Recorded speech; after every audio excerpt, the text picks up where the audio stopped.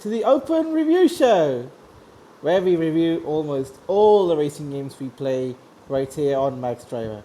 And for this episode, Kartrider Drift. First, the content. Well, there's plenty of content in Kartrider Drift. For the car, you're left with a lot of options for the characters and the cards, and of course, in-game accessories. So you should have no problems in any of those. As for the gameplay, it is good, considering the only part to be stuck about is the drifting, where you can only drift for a short while, as you saw in the earlier clips. All the cars are like what? The top speeds are a little bit less than you think. This is not real racing, this is go-kart racing, so you should keep your expectations low, and it's got a kind of cartoony feel to it, so you can have all the fun that you want in a go-kart racing game with cartoons, with the added power-ups which are being available in here. Of course, the opening graphics are really good, as to consider it as a cartoon-based racing game with go-karts, and the effects are pretty good. The sound is also very well engineered. I'm sure the go-karts have less sounds and very few sounds for the go-karts than in other terms, but that's fine for the first few gameplays. Then you will not feel bothered about changing your go-kart. It is all the same.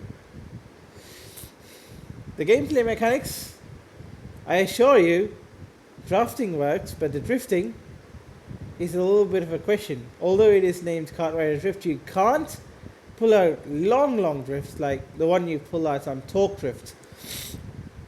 But you can pull out long boosts like this one. And sometimes you need to be careful with drifts like that, or else it will ram you up to the wall. As for the gameplay experience, it's quite nice for a go-kart game that has cartoons with it.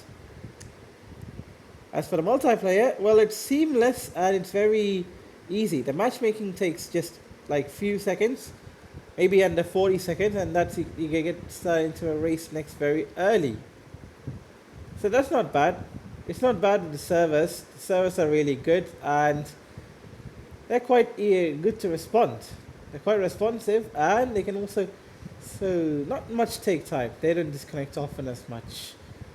As for the gameplay modes, well, that's where the trick lies. Since this is a multiplayer only game, you have item mode, which is a point and shoot style racing. Then there's the speed mode, which is your normal racing. And then your time trial mode, which is basically time trials, online time trials with online rankings. The rankings are preset after a few days.